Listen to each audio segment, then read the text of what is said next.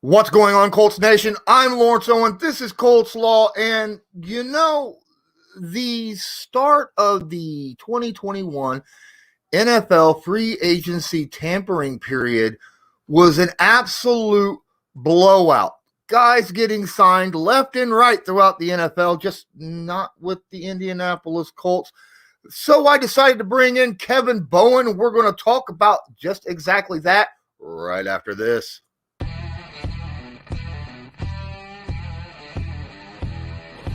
All right. So I guess now you understand what the plan was. Absolutely. At Colts Law, we talk Indianapolis Colts football. We're going to stick to what we know, fundamentals and technique, 1% better every day.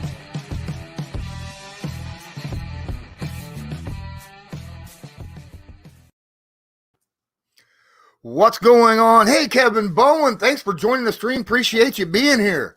Hey, what's up, Lawrence? How you doing, man? I'm doing better than a lot of Colts fans who are very, very impatient on Twitter going, what are you doing, as they watch their favorite guys being signed left and right out there in free agency. But, I mean, to me, yes, I understand. There was names out there I was hoping and praying. But at the same time, I really expected Chris Ballard not to really – you don't really see a whole lot out of him during the tampering period. Yesterday, as you watched, and today, as you watched names being signed, and what was going through your mind? I think you and I are kind of in the same boat on fully realizing Chris Ballard's philosophy. And after now, what is this, his fifth free agency? And really 2017, you kind of throw out the window because you had to change so much coming off that defense with so many cuts. It hasn't been a very active tampering period, like you said. I can't think of many. I mean, maybe Danico Autry was early on. But again, the Eric Ebrons, the Xavier Rhodes, the Justin Houstons, a lot of those guys have been kind of cut from their previous teams. I will say that I do feel like pass rusher, it provided a very interesting opportunity to where you could have done something. And maybe you still will, but, with that group at the top end, again, there is a chance there to, I think, really address a position of need. And I felt like that was the one area where, yes, we know that Chris Ballard loves to bargain shop, and especially with guys that get cut by teams around the league. But the fact that the edge rush group did have some interesting names there, I felt like it could have, kind of fit the Colts to go ahead and make a move there. But here we are, over what, I guess 24 hours into it. And, it looks like most of those guys that you would kind of put at the front line of that group, they've signed with their own teams or elsewhere. So I have a question. This is technically still the tampering period until tomorrow, like what, 6 o'clock, something like that? 4 o'clock, yep. Mm-hmm. Okay, so in reality, is it possible that Chris Ballard could be sitting there and he sees these announcements and goes, I would have paid more for that pass rusher. Let me get a hold of his agent because this isn't official yet. Let's see if we can't get a deal done. Yeah, yes. I mean, technically, yeah. Like you said, nothing is official. Even the Carson Wentz trade isn't official until 4 o'clock tomorrow. And if I'm not mistaken, I think Frank Gore did that, a few years ago with the Eagles. He kind of, I guess, gave him his word and then went back on it. I will say it takes a very unique player. It takes a very unique agent to let it get that far down the road and then have a player back out. Of course, the Colts are victim of that with Josh McDaniels, but that's a whole different story. But I have a feeling, unless Chris Ballard is totally changed his line of thinking, I really believe this is just kind of where the Colts are at right now with Danico Autry in Tennessee, and we'll see how the rest of this week plays out. So when it comes to trades, it seems like Ballard is a very hush-hush guy. I just tweeted this out not too long ago, and I was thinking, there is a possibility he has deals already in the works right now, and he's just keeping it very, very quiet until free agency officially starts so as not to tip off other teams. Very much in a similar boat of last year, like with DeForest Buckner. Maybe not as big of a name, or so to speak, but do you think there is a possibility that Ballard, with the way that he runs things and keeps things kind of quiet, that he has things already in the works? We just don't know about it yet. I mean, I'm sure there is a possibility, but I just feel like that stuff eventually gets out, to be honest with you, Lawrence. And I know Chris Ballard is extremely tight-lipped. That organization is extremely tight-lipped. But to pull that off, it takes multiple parties. And you would think that, the agent for that player or players or the other team that's involved in the trade, something would leak around that, just because that's kind of what this time is all about. Agents want these contracts or these reported new deals to be public. This is their time to recruit new clients. The Drew Rosenhaus numbers that we keep on seeing, full well he's pitching that to other clients around the league. So, obviously nothing can be official until tomorrow at 4 p.m. But, you also got to think about what would you be trading? From a draft capital standpoint, you only have 2 premium draft picks coming up here next month. And for Chris Ballard, that's a very, very small amount. You only have six picks in general and didn't get any compensatory picks, which wasn't a surprise, but it's just stuff you got to acknowledge. So I think for the most part, in the notable trade department, I think the Colts are probably done for this offseason. So I got some interesting questions here in the chat, and some of them are kind of along the same lines of mine. Jamie Miller asked, did the Colts not tender Mo Alley Cox? And I've heard rumors that they were going to. They just hadn't gotten to it yet. Is that the case, you think? Yeah, I assume that will be a tender that will be announced here shortly. But yeah, it is a fair question, that we've seen the George Odom and the Zach Pascal news today. But to me, honestly, if you put those 3 together, boy, I could see some people saying Mo Alley Cox is the most important out of those 3. Now, some would probably make a strong argument for Zach Pascal, and deservedly so, with his dependability at that position. But, when you talk the age of your tight ends, Trey Burton being a free agent as well, I think Mo Alley Cox means a whole lot. So, yeah, that is a good point to bring up. But for the most part of those tenders, they seem to get done. And who knows, maybe that's something where they're kind of going back and forth on some other things that contingency plan wise. And now the tight end market, has taken the top 2 guys in Hunter Henry and Jonnu Smith. Maybe that gives some clarity for Mo Alley Cox. It's funny you talk about Jonnu Smith and Hunter Henry and Drew Rosenhaus and the Patriots signing all these guys. And like the majority of the guys that were signed by the Patriots were Drew Rosenhaus guys. It kind of makes me feel that Bill Belichick might have a little bit of something going on in the background with Drew there. I don't know. Maybe he's got him locked up in his basement. Like, you will get these guys to sign with me, right? Yeah, he's got some pictures that no one else has, maybe, of the whole Rosenhaus bunch. But I will say, in all seriousness, Lawrence, it's and this full well because you've been so close to the Colts for quite some time, and obviously fans of the Colts will know this. It's so different to watch New England do this. But why are they doing it? One, they've drafted terribly. I mean, let's just acknowledge the elephant in the room. I mean, they don't have guys that have gotten many second contracts from that franchise. And I mean, they've drafted terribly. You could go back years, really. And it's crazy to see them pay for Smith, pay for Hunter Henry. They drafted 2 tight ends in the 3rd round last year. Like, can you imagine investing those resources into that position? And then secondly, Belichick will never admit this, but he knows full well, who hoisted that Lombardi trophy at the end of last season, and that pisses him off. And for him to have experienced that, it does not shock me, even though it's different that New England's acting like this. It does not surprise me they've been as active as they have been. And Belichick, I think he kind of like deserves this opportunity. Like, when you have established as much as he has, or accomplished as much as he has accomplished as a head coach, and you're 68 years old, and you've been really the face of that franchise, outside of Brady for the past 20 years, Robert Kraft probably looks at it and says, all right, you've got a 5-year window, go for it and see what happens.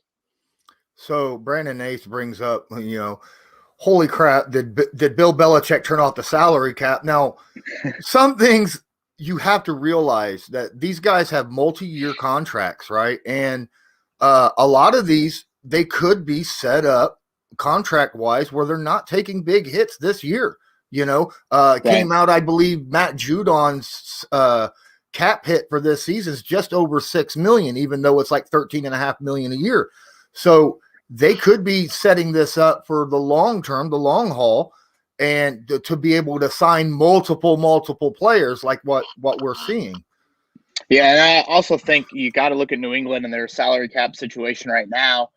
They don't have a whole lot invested at the key spots. Mm-hmm. We just saw them trade Marcus Cannon.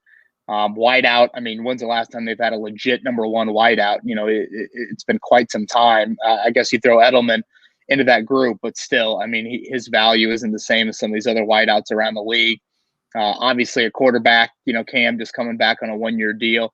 And then on the defensive side of the ball, they've just let guys go elsewhere, whether it was an opt-out with Dante Hightower or Trey Flowers, signing with the Lions. They just haven't been a big team that has had many of those kind of top salary cap guys. I think that plays into some of it. And I also think just the whole cap space debate, it can be a bit overrated. The ability to backload contracts, the ability to kind of prorate things with some salary bonuses. We see New Orleans do it a whole lot. I think it's something that the Rams have tapped into as well. I think we can make a little bit too much of it. And New England, is seeing an opportunity to capitalize and knowing full well that Buffalo was by far the best team in that division last year, and it wasn't even close. And they're not going anywhere. So I think that's why you're seeing the sense of urgency there. All right. So before I continue to get started, please don't forget, smash that like button, help with my YouTube analytics, and subscribe if you're not subscribed. Yeah, we was talking about someone being pissed earlier. Here's a good question. Did you see how Odom was pissed on being hit with that? Could you explain to people why he might be a little bit upset with the tender that he got? Yeah, first for those that don't know George Odom very well, he's an honest dude. He's an honest guy, and one of my favorite guys when the locker room was open to go up to and talk to. I think he looks at it in a couple of ways. He's earned a multiple year deal. Feels like at an all-pro level, he would like a little bit more guarantees. I totally get that. And I also kind of get what Chris Ballard is doing. Like, I'm not really fretting over this too much, because at the end of the day, as much as I think George Odom is a terrific player and he has everything you want in a special teams guy, he didn't play a whole lot of defense for you last season. And that stood out to me. When you think about the Colts last year, one element of their defense they didn't use was the dime package. And George Odom, I think I looked it up earlier today, he played 25 defensive snaps all season long. I mean, that's when you think about a defensive back that subs and was healthy, 25 snaps the entire season. Like, think about some of the blowouts you had early in the year when those subs got in against Minnesota or the Jets. And the fact that he only played 25 snaps goes to show you the Colts view him as a special team guy. Well, is a special team guy really worth more than $2 million? Probably not. So, again, I can see both sides of it. I think one thing that worries you is, and I tweeted out a screenshot of it, T.Y. Hilton is liking that George Odom tweet. What is that something that could grow into a little bit more inside that locker room of just like, oh, wow, George deserves more. And, other guys in the locker room feel like other guys deserve more. And again, that's part of what happens in every NFL locker room to a degree around this time of year. But the fact that it was Hilton, probably caught my eye a little bit more than had it been Reese Fountain or some other player. But yeah, the Odom thing, again, I'm not like too crazy and getting worked up over it, because 2 point whatever it was, $1 million for a special teamer, that's probably fair value, even if he is an all-pro. All right. I think that what you just said is absolute. But I mean, all pro, if you're just a special teamer, then your price tag is, I think, a little bit lower, even though absolutely, I mean, without him on special teams, there's a lot of times that we don't get into positions to win ball games. I mean, we've seen multiple times where he's dropped that ball at the 1 yard line and that ends up in a safety or something. Right. Yeah. I mean, I'm not one that's like, I don't believe that special teams is important. Like, I know full well what Rigoberto Sanchez and whether it was Chris Milton, from years ago, or Ashton Doolin or Odom. I mean, those guys, man, you can flip field position. That's 2 or 3 first downs in a game. But to Odom's point, when you're an undrafted free agent in Middle Tennessee State, I think is where he went. I mean, you're looking to cash in. Like, this is and you just had an all-pro year. So I get it from Odom's standpoint, but I also understand full well where the Colts are at and how they view his value. And, they've had good success with finding some special teamers. And we'll see, we'll obviously see how the Odom thing can play out. He could easily still return to the Colts. But, yeah. Absolutely. Dragon here says there's positions that you wait for, but there's positions like pass rusher that you have to be desperate sometimes. I get in a way, I kind of feel that way, but then again, I'm not sitting in the same position Chris Ballard is sitting in. So I can't honestly, say I wouldn't do what Ballard is doing, but do you feel that he should have been a little bit more aggressive when it came to the pass rushers, as we saw every one of those elite guys fall off? I do. I think that's a great point Dragon makes. To be honest with you, Lawrence, you've got to acknowledge where you're at right now with your roster and just the lack of success you've had at drafting at that position. Mm-hmm. It's difficult to find edge rushers, but the Colts have committed some pretty valuable resources.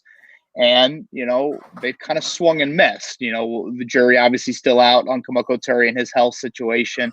And then Ben Banogu still has a couple more years. But as of right now, you don't trust any of those guys to go be 3-down guys for you, let alone, even kind of a 3rd-down specialist. I guess Turay could be that. But again, I still think we have to acknowledge where he's at health-wise. So that's where I do look at pass rusher, and I felt like this year in 2021, the opportunity to address that position in free agency, it was there. Now it's still there. There's still some names out there, but I think you did miss a chance to seriously address that. Desperate is a word that nobody likes to hear, but I think it is kind of the right word to use in the sense of like, you can't bargain shop at that position. It means too much to your defense. And I think just from the standpoint of you have missed in the draft there, the opportunity to be able to go ahead and make a move in free agency and then get to the draft and, still be best player available / left tackle. I thought that would have been the route to go. So I do think, when we're this early in free agency, it's hard to like sit here right now and be like, missed opportunity, huge swing and a miss. But, maybe in a week or two, I would have that same thought. But as of right now, I do think you had a chance to do something significant there, and you didn't do it. And I think of all the positions, that was the one position to go ahead and be a little bit out of character, if you will, with that group. Because I think if you patchwork edge rusher, you're going to get exposed. And I also think, Lawrence, is something to point out. I know it's kind of a long-winded answer. But when you look at the final teams last year in the playoffs and you look at their edge group, a lot of guys through free agency. We know Buffalo with Jerry Hughes, whether that's a trade, or Mario Addison as a free agent as well. Those are outside of the building moves. Tampa Bay, trades with Jason Pierre-Paul, free agent signings and Shaq Barrett. Obviously Kansas City and Frank Clark. And then you look at Green Bay and the Smith brothers, both of those edge guys. So I just look at that position and I think, okay, having this grand philosophy of wanting to be frugal, wanting to be prudent in free agency, totally understand that. Has a lot of benefits, but I don't think every position's the same. I think pass rusher's different. All right. Since I got about 7 minutes left with you, I'm going to bring up one question, and then there's another question here in the chat that I'll bring up. I got at least 10 for you. Okay, cool. All right. So my question is, there's still like 7 teams sitting in the red on cap space. So we're going to be seeing still players being released, right? That's something that obviously Ballard is really big in. But also that could be a situation where you could call a team and be like, hey, I see you still need some cap space. Maybe I give you a low end, pick for a trade for somebody that obviously you can't pay next year because you're so deep in the cap space situation. So it'll take that off your hands and I'll be able to do something with him. Do you think that's an option for him? I think the cap casualty route is always a huge option for Chris Ballard. We just saw, before you and I hopped on here, Tennessee cutting Adoree Jackson and also cutting Dennis Kelly, two names that are at positions of need for the Colts. So I do think that's a route that will be pursued and is always something Chris Ballard looks for because it provides a bargain. And then looking down the road, the compensatory pick aspect to it as well. There's an opportunity there to obviously play that game a little bit as well. As far as a late round trade, I hear you out, but Lawrence, I also feel like the Colts are in a position where it's like, okay, you're going to cut that guy. We have the money, theoretically, to go ahead and get that guy. Is it worth giving up a 7th round pick? And I know a 7th round pick is a 7th round pick, but the fact that you only have 6 picks, when you start thinking about just packaging those, you only have 6 next year as well. Yeah, you should be getting some comp picks next year, theoretically, but I just think those are some things to keep in mind. Okay. John Johnson brings up a good question, but I'm going to reword it just a little bit. What are the Colts left tackle options at this point? Yeah, to me, the draft makes so much sense. Just with the depth of that group, the ability to have a critical position on a rookie contract. And if it's the 1st round pick, obviously it's a 5th year option on that. That's really, really important when you think big picture. Certainly there are still some guys available in free agency. Now, you got to acknowledge it for the most part, unless it's a Trent Williams, it's stopgap and it's patchwork. So I do think you do have that opportunity as well. But for the most part, I kind of lean towards the draft. I just feel like you can rely on the depth there. It's really good quality. I think there's a couple tiers to it as well. I don't think it's an absolute must. You have to go 1st round pick. I think you could find a 2nd rounder and could come in and start for you as well. But if the right opportunity presents itself in free agency, you could find somebody, but I lean towards that 21st pick. All right. Thank you, Ant Rogers, for the super chat. How do you feel about the defensive end Tanake from the Chiefs? Yeah, I'm not going to try and pronounce the last name either. I'm glad that you didn't try and spell it. It screams a very big Chris Ballard signing. You talk about length, 6'7" and 290. That's Buckner type size, to be honest with you. Now, one thing I think you have to look at is it not necessarily would I view that as a starter, but with Chris and with Danico Autry gone, you need rotational players. When you look at where you're at right now, defensive tackle, I still think you are pretty good. Obviously, Buckner and Grover Stewart speak for themselves. And then behind them, Tyquan Lewis, a big year for him, coming up in a contract year. And then Taylor Stallworth, I felt like had a good season last year as a signing. But you look out at defensive end, and that's where you're just up in the air. Al-Qadim Muhammad, a free agent. Justin Houston, a free agent.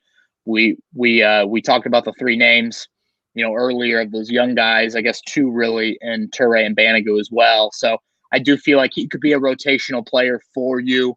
And again, Chris Ballard, Matt Eberflus, they love that, having 7 or 8 guys on game day that can rotate in and out. Great thing here just brought up by Jamie Miller. The Texans are signing Tyrod Taylor to a 1-year, $2.5 million deal. Is this I'm paying for a good backup, or are they preparing for a future without Watson, do you think? Well, that's a big number for a backup. But, granted, Tyrod Taylor is probably one of the more accomplished backups in the league. So, Lawrence, about 2 months ago, I would have said I'm not believing the Watson trade until it happens. And now I'm starting to think, oh, my gosh, this might happen. Like, he seems pretty dug in the sand. Now, it's obviously got to happen before the draft, you would think. Houston would want to be in a position, I would think, to draft, one of these QBs pretty early on. That is a little bit of showing of the cards, I think, from Houston. It's not the biggest thing in the world. AJ McCarron is a free agent. Their backup last year. So I'm not stunned by that. But again, that's big money to pay for backup. No idea if, 2 ACC guys, they aren't the same age. I don't know if Taylor and Watson are friends by any mean or anything like that. So yeah, we'll have to see that. All right, Colts Nation is rather split on this next comment. I lean heavily one way. I know a lot of people lean heavily the other. What are your thoughts on the Colts possibly signing Trent Williams, especially with the rumors stating that the Niners have already offered him a $20 million a year deal, and he's like still wanting to test free agency? We do have a little bit of news that just broke. Jacoby Brissett to the Dolphins. Wow. So 1-year deal with Miami. Adam Schefter on that news.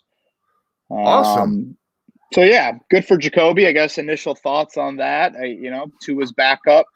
Brian Flores definitely wasn't afraid to pull the trigger and go that route before. I've said it for the past few months now. I'm good with Jacob Eason as the backup. I just think if for some reason Carson Wentz doesn't work out, if for some reason he gets hurt, I think you need to see what you have in Jacob Eason. Now, again, those are my thoughts. We'll see how the Colts finish out, free agency, or I should say get started. I mess up those words with how the legal tampering period is. But, yeah, Jacoby, going back to Florida and everything. Brian Flores, of course, has ties with him from their New England days. So good for him. Absolutely. My thoughts on the Jacoby Brissett. I don't know if Tua starts. I mean, he was in and out last year with Ryan Fitzpatrick, and I think Jacoby is a very safe quarterback to go with. So I think that's a situation also that you kind of have to look at, because there were pluses and minuses with Tua playing last year. So this could actually be a little, in my opinion, it could be a little bit of a camp situation where Brissett could earn himself, at least at the beginning, a starting position. Oh boy. I mean, I kind of hear you out, but if you're drafting Tua as high as you did, I know. I think, and they do have a high draft pick this year that they can obviously help from a weapon standpoint to put around him. I think you got to roll with Tua at the start and then see how it plays out from there. Yep.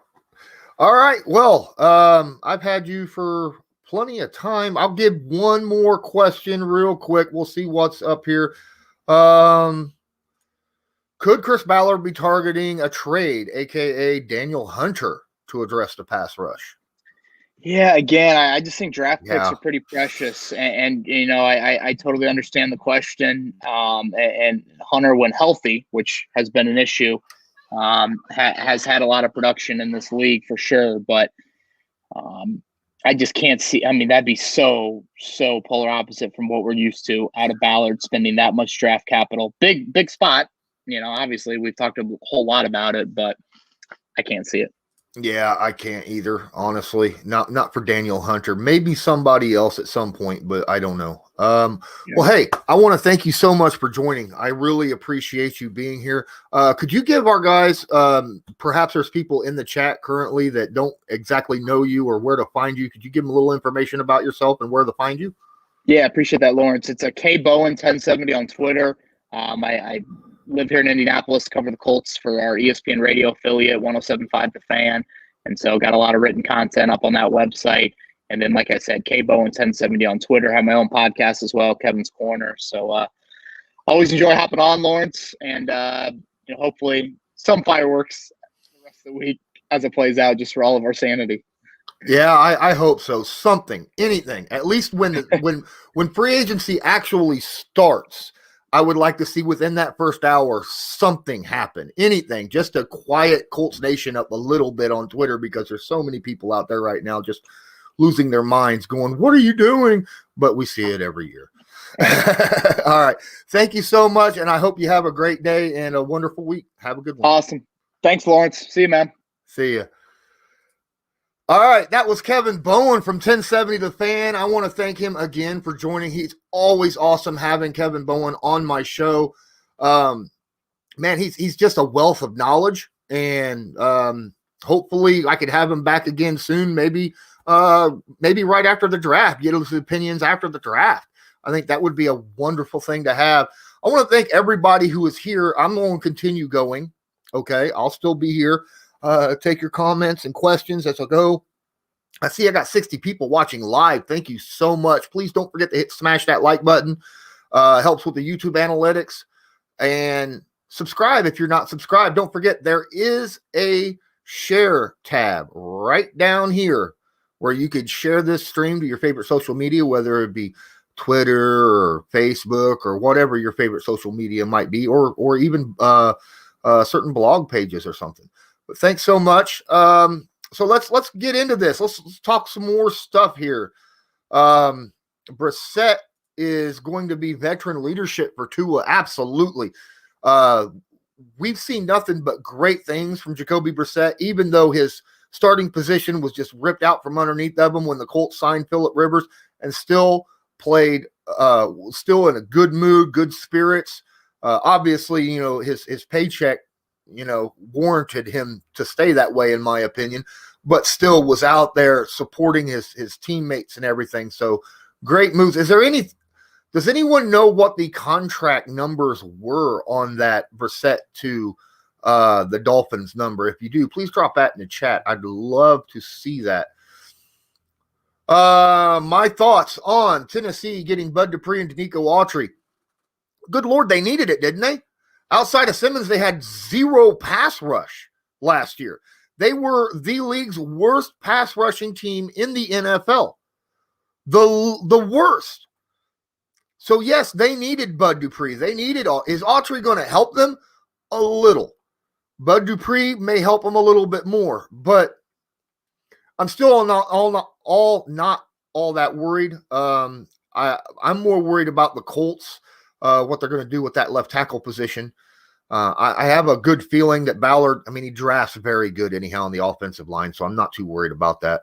But yeah, good for Danico Autry getting himself $7 million basically from the Titans.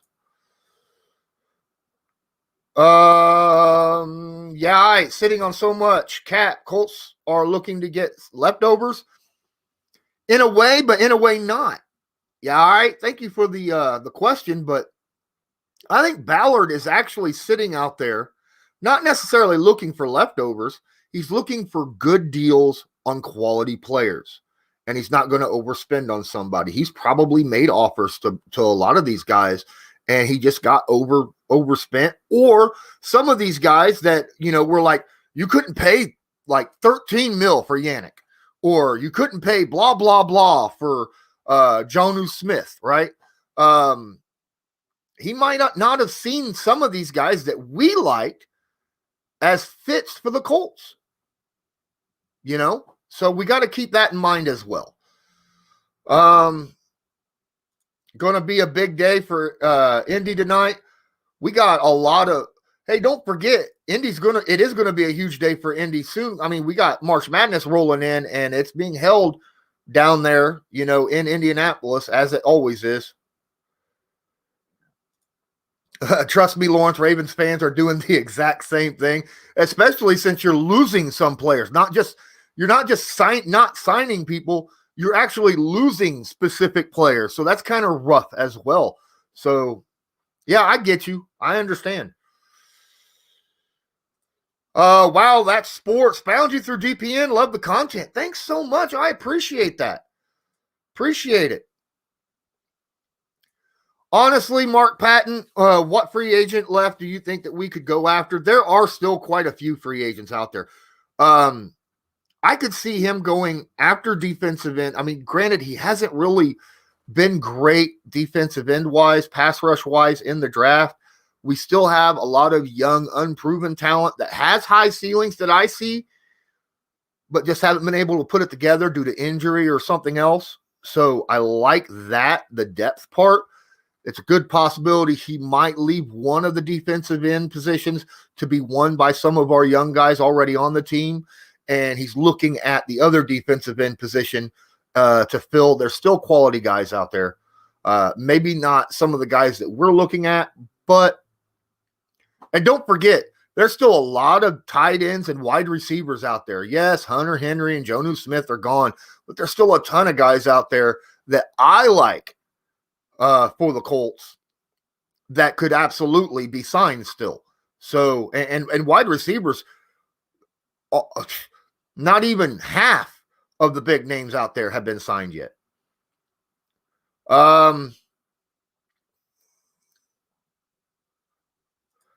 That's a good, interesting thing there.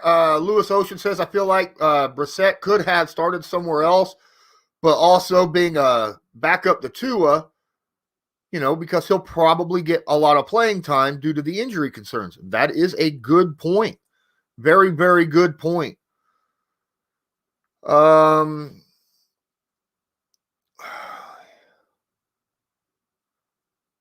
not bringing that up. That's just, see, this right here, this is the kind of stuff, if it weren't for the Texas nonsense, we could end up being the worst team in the division after the Jags signings in their projected draft. You got to remember, the Colts had 7 All-Pros on their team last year, and they're still on the team this year with the George Odom thing that Tech. So they still got 6 All-Pros on their team. They just have a few spots they need to fill up. We still have a heck of a roster, all right? Heck of a team out there. We just got a few things. And free agency hasn't even started yet. It's what a lot of people aren't even understanding. All these things that we've seen that supposedly has went down, they're not official. Wait until free agency actually starts before throwing a fit. That's how I feel about it. Thank you, Zen Edwards. Appreciate that. I will definitely keep grinding it out. Thanks, Just Plain Folks. Appreciate that. All right.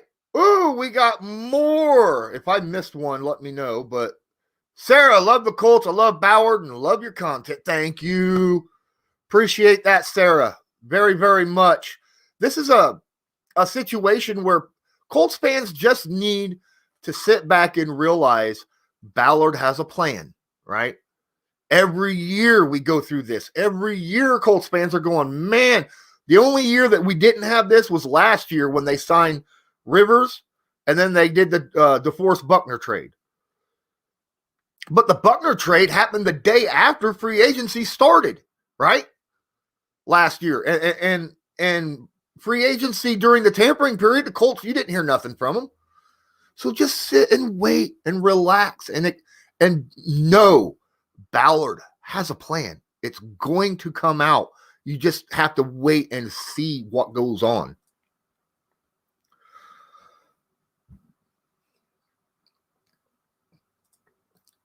Plain folks, this is a good point. We could have been in a bidding war with many of these guys, but we'll never know, and they will never say. That is true. I mean, there are probably a ton of players out there that were specifically guys that Ballard was targeting, but they just went over what he was willing to pay for them. I mean, $13 million for Yannick Ngakoue, in my opinion, was at the high end of where I would offer. So maybe Ballard was had a lower number on him, right? And when you get to that, his ceiling on where he's going to offer, he walks away. He don't even think twice about it. He walks away because he says trust his system, and that's what he does.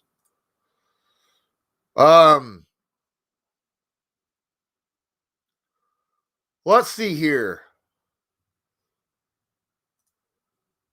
Did they officially?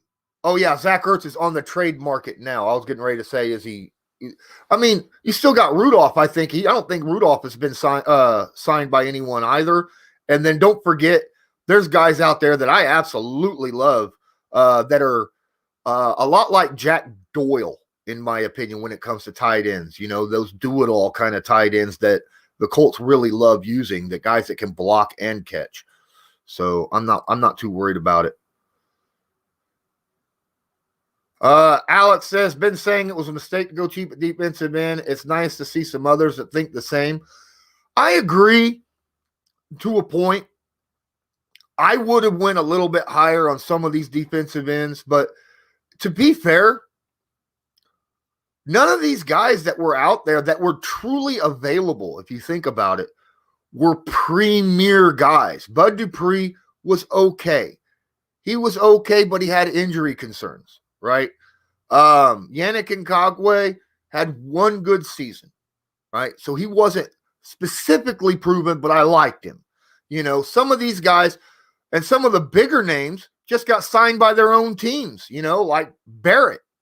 So maybe Ballard has an idea where he's going to go.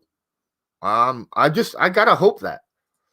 Aaron Stackhouse, loving the content. By far my favorite Colts channel. By far the most educated opinions. Keep up the great work.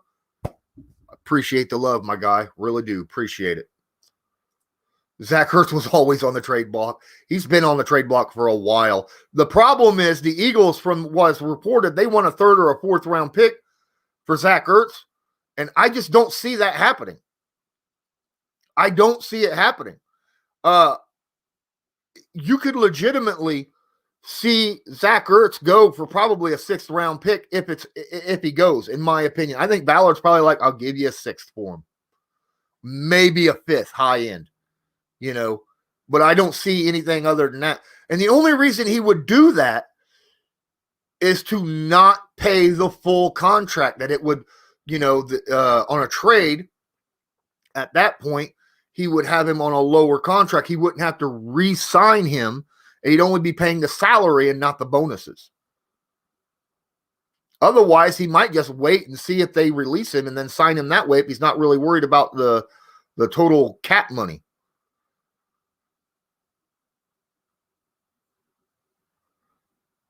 Just plain folks says the Patriots have been acting like the end of the world has come, so they are spending all their life savings on one last party. But to be fair, everyone that they have gotten has filled a need in every spot. I actually thought the Henry Anderson deal was one of the most underrated deals that happened all year. Henry Anderson isn't a great pass rusher, but as a defensive tackle, we all know he was really good against the run. He was good against the run with the Jets, just not a great pass rusher. And the one thing that the Patriots really was not good at last year was stopping the run. So that really is it's a cheap way of filling that hole, in my opinion. And a lot of these contracts they have, like I was saying earlier when Kevin was on, man, some of these contracts are backloaded. Like the Matt Judon. He's only going to take up like $6.5 million off their cap space. They still have cap space to spend. They could legitimately be out there right now and sign another big wide receiver. You could legitimately see him going and taking someone like Curtis Samuel off the board, which would hurt me bad because I'd love to see the Colts get Curtis Samuel, but I think there's going to be a bidding war on him and it's going to get over Chris Ballard's price. That would suck.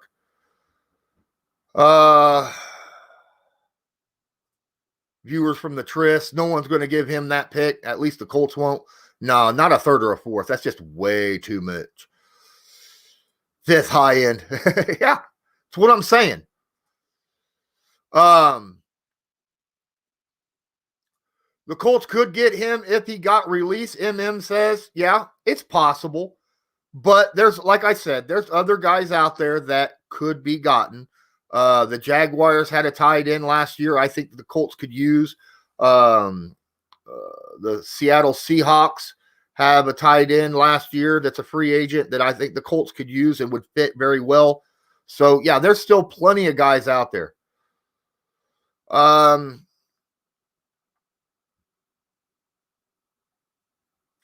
Whoever takes over for Bill is screwed. It looks pretty now, though. Well, it depends. You think about this. I think that he's looking at, this new TV agreement that's going down right now and thinking, they're estimating over a $70 million differential in cap between this year and next year. $70 million.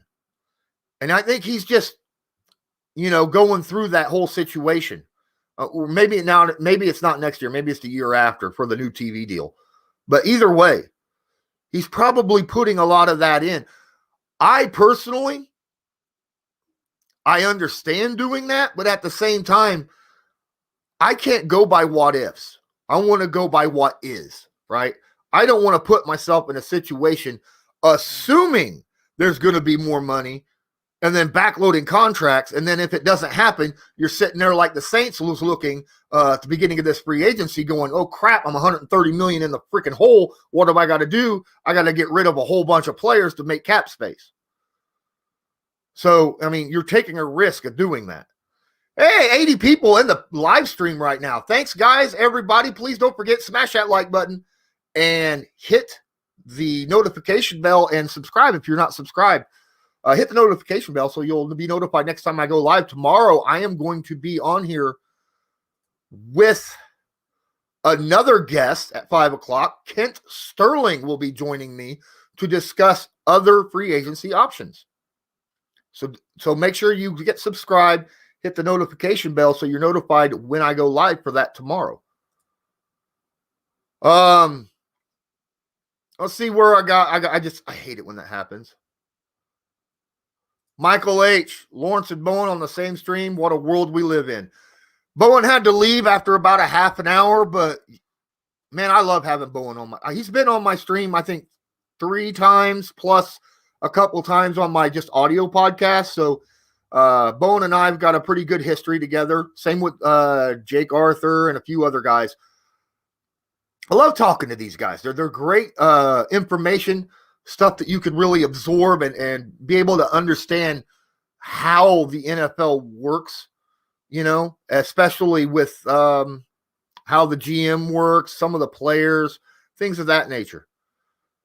We'll see where I'm looking at. Still going through. Just Plain Folks says Henry Anderson should have never been shipped out. Now, the problem is that in the 4-3 that Chris Ballard and Matt Eberflus run, they want pass rush out of all 4 positions, both defensive ends, both defensive tackles. As good as Henry Anderson was at stopping the run, he wasn't a guy that ate double teams very well, but he was a guy who could stop the run very well and sometimes get pass rush, but he wasn't at that next level that Ballard and Eberflus wanted. And that's why he was sent away. And he fit the Jets fine. I think he's going to fit the Patriots fine. But he's still just a defensive tackle. And currently, I would rather have Grover Stewart and DeForest Buckner as my starter at my defensive tackle position right now for the Colts than Henry Anderson. Yeah, we discussed that already, Miggs. Who is the biggest threat to the Colts in the conference, Jackson Reel says. Well, that's currently right now, obviously you got the Buffalo Bills. Obviously you got the Kansas City Chiefs. The Ravens, still a very, very good team. The Browns are a very, very good team. Miami is actually a very solid team. I think that New England has a serious shot this year at being a very good. That AFC East just looks really good, and the Jets still have money and high draft picks. So think about that, okay? Imagine if they actually decide to do a bunch of trade backs instead of signing a quarterback and get a bunch of extra draft picks and build around Sam Darnold. If you have any belief in Sam Darnold whatsoever, building around him could help make this Jets team very, very tough. Plus, you got to remember the Jets no longer have that guy as a head coach no more, right? They got Robert Saleh. So we'll see. The Colts play the AFC East this year and the NFC West. So their division, their schedule is one of the toughest in the NFL this upcoming season. It's going to be a rough ride. They could actually have a worse record this year, the Colts, but playing a better, because they're playing a much better schedule, you know, a tougher schedule. I hope not. I would love to see Carson Wentz work out and the Colts find themselves a good tackle and a good corner and at least one really good defensive end.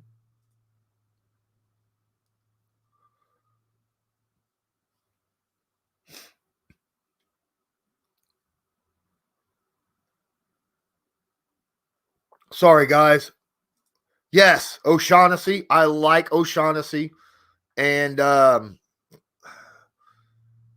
it's another name that's kind of similar. It's not O'Shaughnessy, but for the Seattle Seahawks, I liked him as well.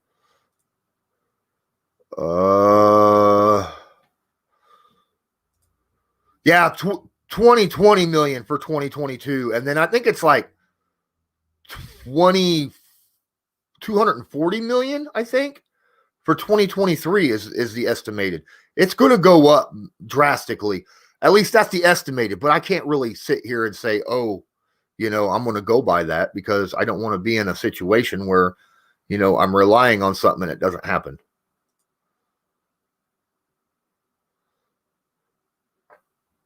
The Bears made Miller available. Oh, I don't know.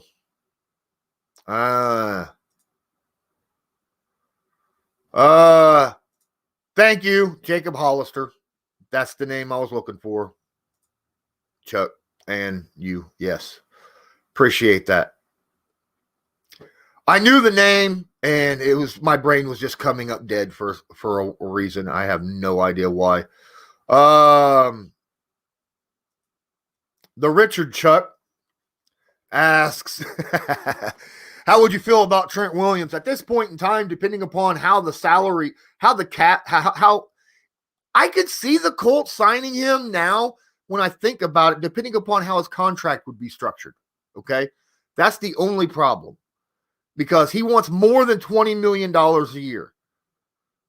And that's a big turnoff for me. If it could be structured in a way where it's not going to affect re-signing guys and filling other positions of need, especially on defense, I'd be okay with it. And if there's anyone out there that could do it, it's Ballard. But at the same time, that's scary to me, okay? And I would rather trust in Ballard in the draft and having a guy a really, really cheap end deal rather than end up blowing that much money at left tackle when we're already going to have over $50 million on the offensive line already. That's a lot of money to put on an offensive line. It'd be the most in the history of the NFL. Think about it. It'll be over 1/3 of the current cap space. Over 1/3. So yeah, it's a little bit worrying for me.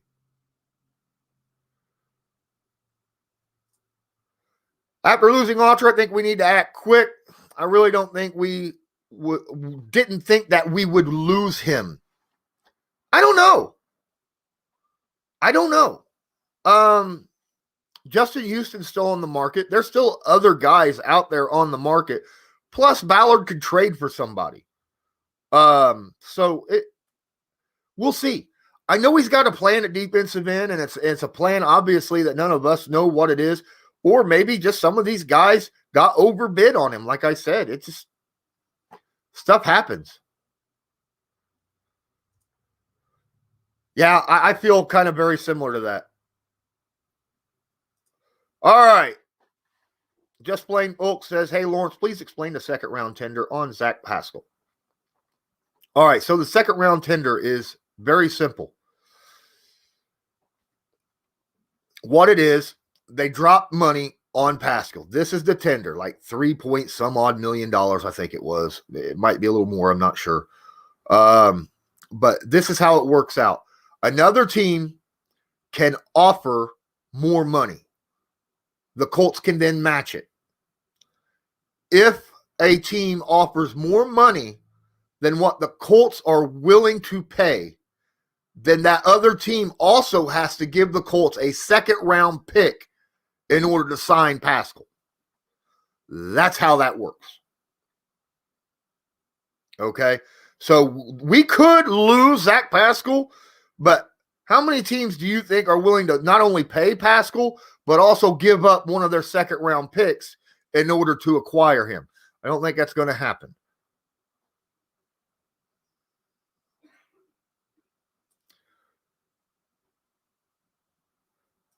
Daryl Ingram says, Nikhil, Conyu Neal thoughts. Apparently the Colts are interested. I don't know. I think the Colts have pretty good safety positions. I love Blackman. I love Corey Willis. I could honestly see they draft safety very well too, and they draft them very well later on. I could see them drafting another young guy.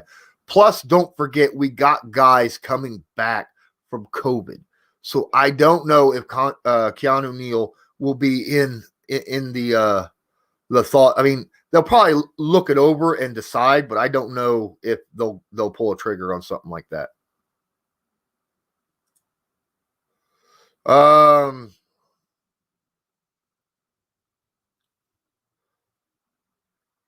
Let me go look that up. Larry Brown. Pleased to meet you, Larry Brown, the ex-head coach of the Indiana Pacers.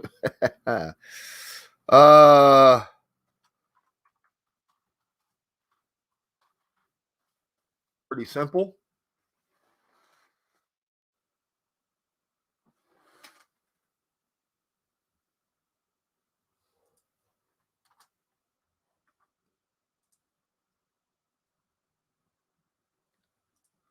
Get into the contract negotiation situations with him. He is a free agent. He is technically a free agent because his fifth-year option was declined. So he is a free agent this year.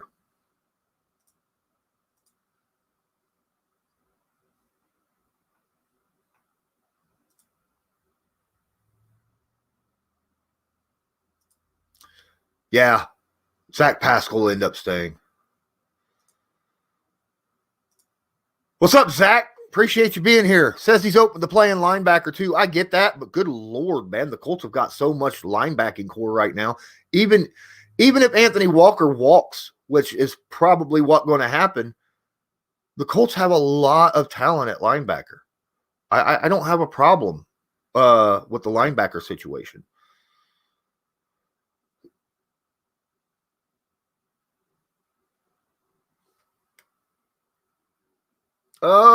Keep rolling down here. Colts should take a chance on Casey Hayward. I think Casey Hayward's pretty old, isn't he? I don't think the Colts, because so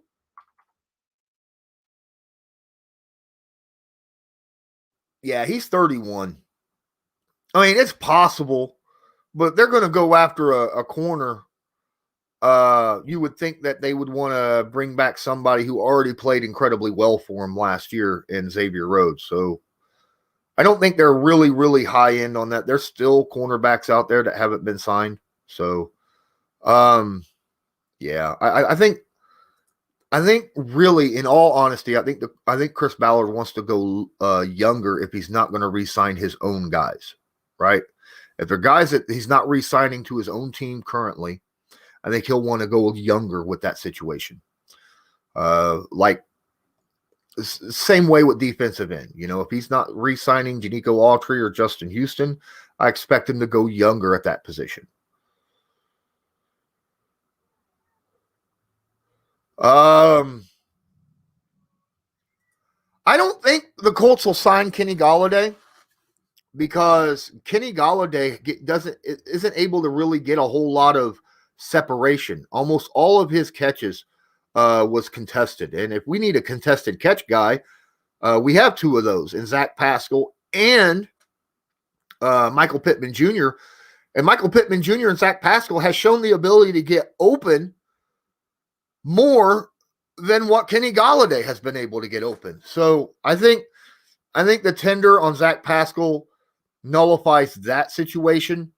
I think the Colts could need to go out and get a smaller dynamic speedster because T.Y. Hilton might not come back. And then, of course, Paris Campbell's not a smaller, but he is a speedster. He is one of those type of receivers, and he has yet to show that he can stay healthy. So I think a Curtis Samuel type receiver would be more of the liking for the Colts currently.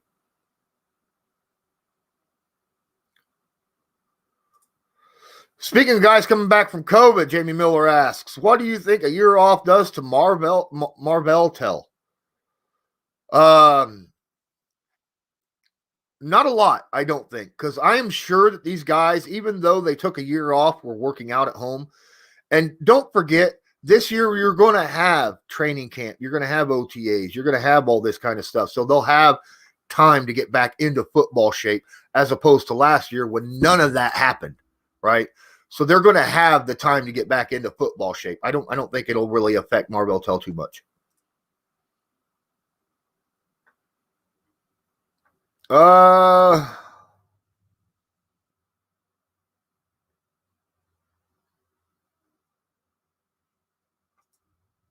Craig C. Grass is always greener on the other side. I hope they sign a lot of their own. Well, myself as well. I think everybody here thinks that we need to sign our own guys. How many people here would be against re-signing Naheem Hines this year? It's his 4th year. Braden Smith this year. It's his 4th year. Darius Leonard this year. It's his 4th year. Think about that.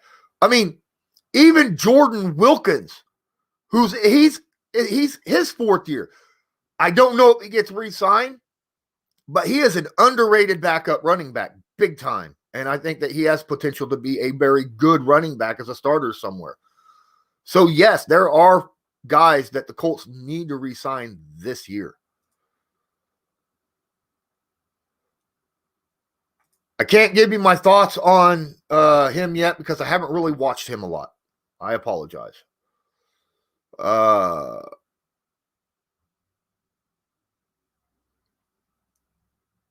Almost 100 viewers and concurrent, 94 sitting right now. Thank you guys so much. Don't forget, smash that like button. Hit the subscribe button if you're not subscribed. Like I said, tomorrow I've got another great guest.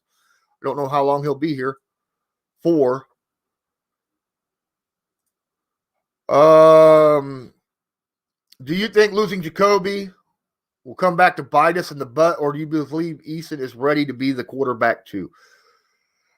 I think the Colts let Jacoby Brissett go because they have somewhat faith in Jacob Eason. And I appreciate you being here, by the way, Harrison. Appreciate that a lot. I think they have enough faith in Eason to be the number 2 guy. And also, Jacoby was going to cost just too much money. Jalen Williams. What's a bigger issue with the Colts at wide receiver, deep threat or true slot? I think you could kind of mold that into one player, a true slot deep threat, right? A lot of your slot guys are quick, fast, smaller people. T.Y. Hilton could fill both of those, as a deep threat and a slot receiver. Paris Campbell can be a deep threat and a slot receiver. But if T.Y. is not here and Paris Campbell's injured, you're going to need a good slot receiver that can also burn somebody deep if needed. That is specifically what I like most that the Colts would go after.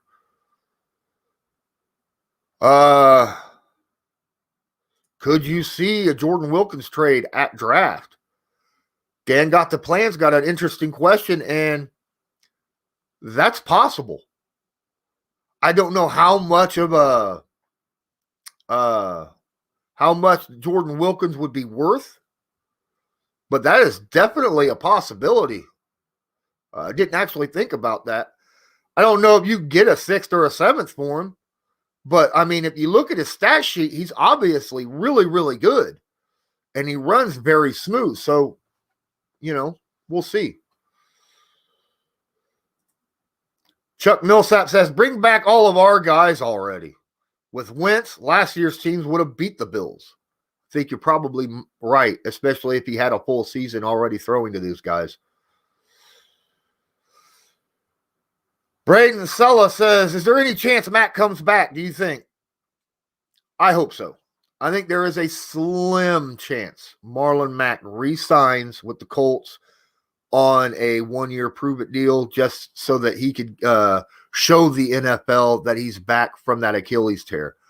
The only reason I think he would not do that is if another team like Miami or the Bills or some other team like that offer him a reasonable contract to be their starter, right?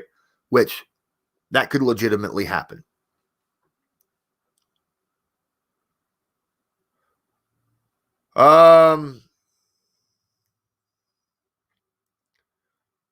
Colts talking more. What's going on? Appreciate you being here. Taylor and Mack would be the 1-2 punch, and Wilkins number 3. Where would you put Hines? Hines, the beautiful thing about Nyheim Hines is if we don't re-sign Hilton and Paris Campbell does get hurt again, Hines could legitimately go right into that slot receiver spot and fill that gap. I think he is that good as a receiver perfectly. And then you come out there and say the same thing. I'm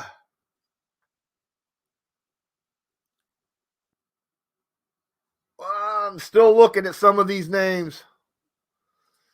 Views from the Tris. I like Juju. I don't know why everyone's against him. It's the TikTok situation, all right? It's the dancing on the other team's logos. That's a problem.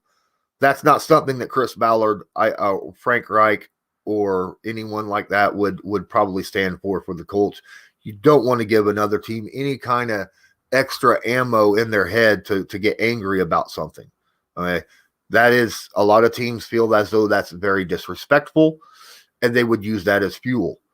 You think about that if Juju Smith-Schuster, if the Colts and the Steelers played, on their home turf and Juju's sitting there dancing on the Colts logo, you don't think Darius Leonard would use that as fuel to make him play even harder? That's a problem. That's a problem. And then ask Will Fuller. Interesting. The issue I have with Will Fuller is he had one decent season where he stayed somewhat healthy. He hasn't proven he can stay healthy over multiple years. That's my problem with Will Fuller. As a deep threat, I like him. I want a guy. If we're going to sign a free agent, I want him to be available, right? I don't want another situation where I sign $10 million to a receiver like we did a couple years ago, and then he gets hurt, break a bone or something, collarbone, clavicle in the first game, and he's done for the season, right? That's the problem I have. We have enough of guys like that on the team already. Malik Hooker was a guy who couldn't stay healthy. Paris Campbell, his first couple years, couldn't stay healthy. We got guys that do that. I want guys who can stay healthy long term.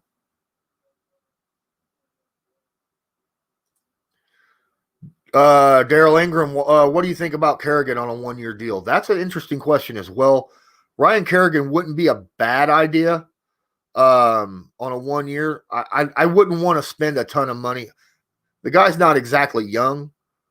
And, if push comes to shove and there's not any other options, really young, high, potent options out there, Ryan Kerrigan could be a situation that Chris Ballard moves to. All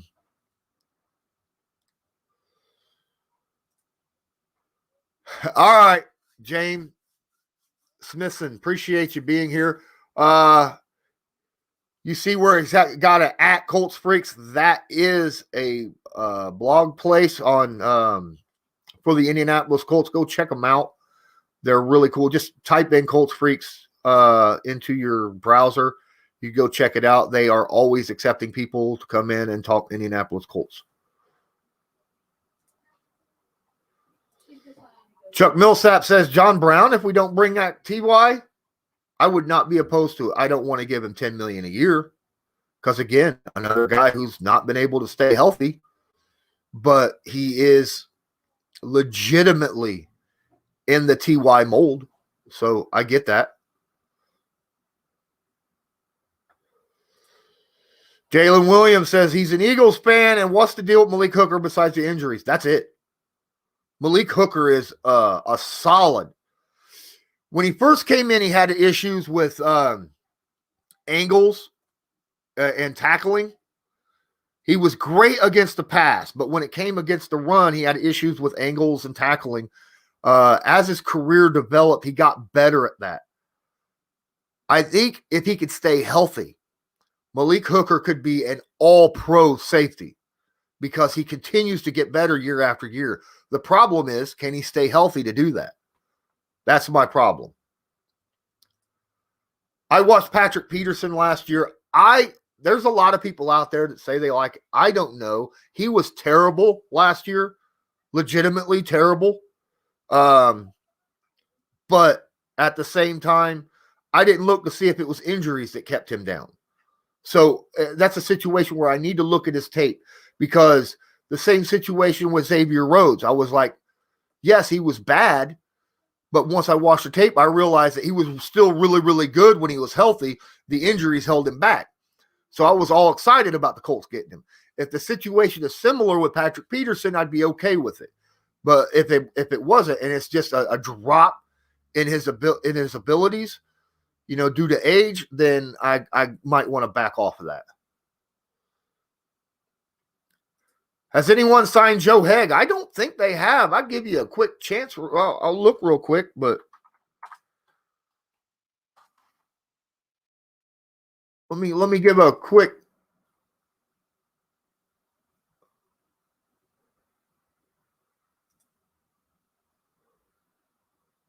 No, he is still a free agent. I wouldn't mind Joe Hegg as long as we got a high-end rookie to take step in there.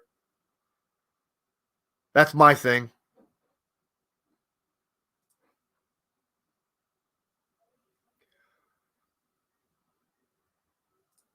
All right, paradigm shift brings this up. This isn't meant to be a negative, just being his honest opinion. Reich's overthinking cost us more games than people realize. The Steelers game is a perfect example. We really don't need to be so aggressive in free agency.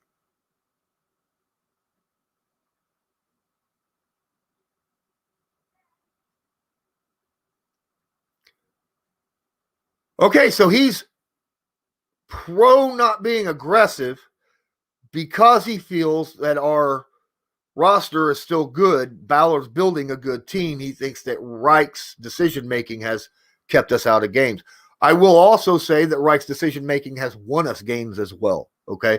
But when you lose a game, it kind of stands out more. So I understand where you're coming from on that thought process. See, Brian even says Hooker is good when he's healthy.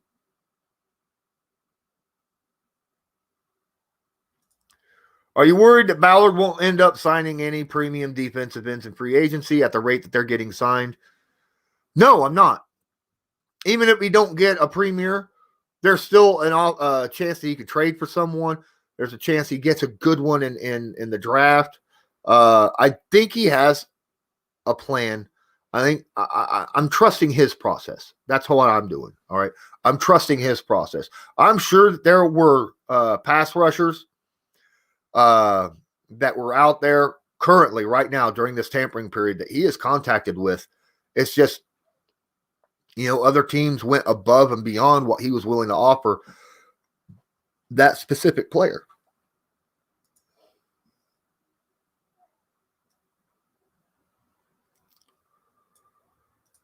What about Marcus Trufant? I'm thinking Trufant's a little on the no-go right now.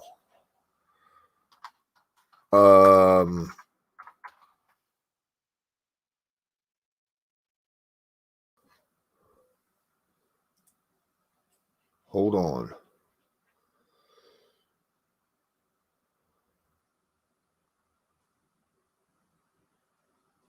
Marcus Trufant ain't even in the NFL anymore. Yeah. I was going to say, if he was still in the NFL, he's old for a corner.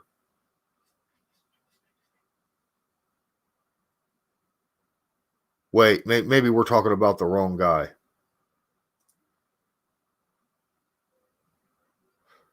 Desmond. Okay. Okay, I was going to say, Marcus is really, really old, guys.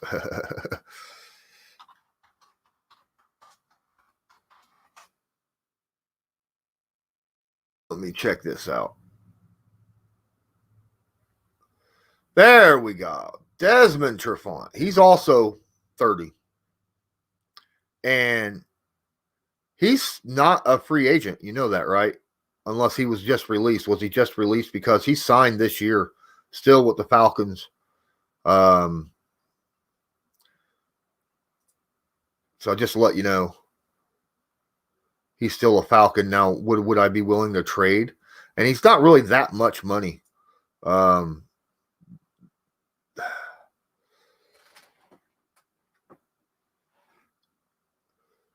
He's $5.8 million total. So that's not a whole lot for a good cornerback. And he's 30. I mean, don't get me wrong. 2 years ago, I thought Desmond Trufant was solid. So we'll see.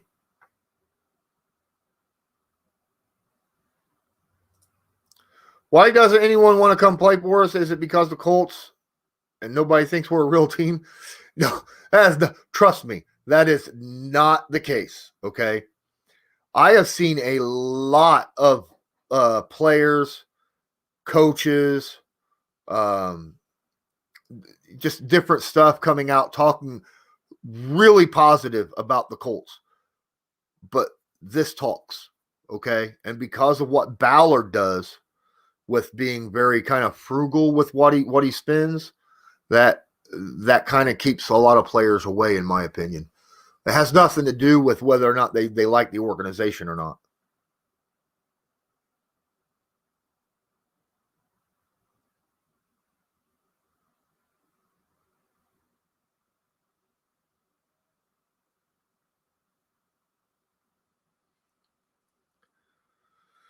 Guys, I've been here for way over an hour, okay? And I appreciate everybody that's been here. Hell, I still have over 90 people. Yeah, teams that just throw money at other players, that's who they're going to get, and that's the way it goes, and that's how it happens. And in order to build a team for the long haul, you have to be very mindful of your cap space, right? And know where your weaknesses and your strengths on your team is and be able to do something about that. That's the situation Ballard's in, and we as fans don't really get to sit there and have to worry about that. We just look and go, well, Trent Williams would be great on the team. But, Chris Ballard has to realize, yeah, but what about the rest of the team, right? Again, like I said, I don't think he passed on them. I think he just got overbid on a lot of them. Some of them he probably felt wouldn't fit the Colts 4-3 scheme, and some of them he probably bid on and just got overbid. That's how it works. So, that's how free agency works sometimes. Guys, thanks so much for joining. I really appreciate everybody. I will be back tomorrow, 5 p.m. Eastern Standard Time with Kent Sterling. Don't know how long I'll have him, but he will be here. Don't forget, please smash that like button right here. Hit subscribe. Tap that notification bell so you're notified when I go live. And don't forget to share the stream if you can. I'd really appreciate that. In the description of the video, I have a link to my Patreon page. You can be a Patreon for only $5 a month. And in doing so, you get at least one video every week, specifically for Patreons. Plus, I put in everything that I do for other, even stuff that I do on other people's content, whether it be Bring the Juice podcast or Dear Pat's Nation or Green Bean or whoever it is that I'm there. But I appreciate everybody being here. Thank you so much. And until next time, as usual, I'm Lawrence Owen. This is Colts Law. Can't wait to see what happens tomorrow when free agency actually starts. But until then, have a good one.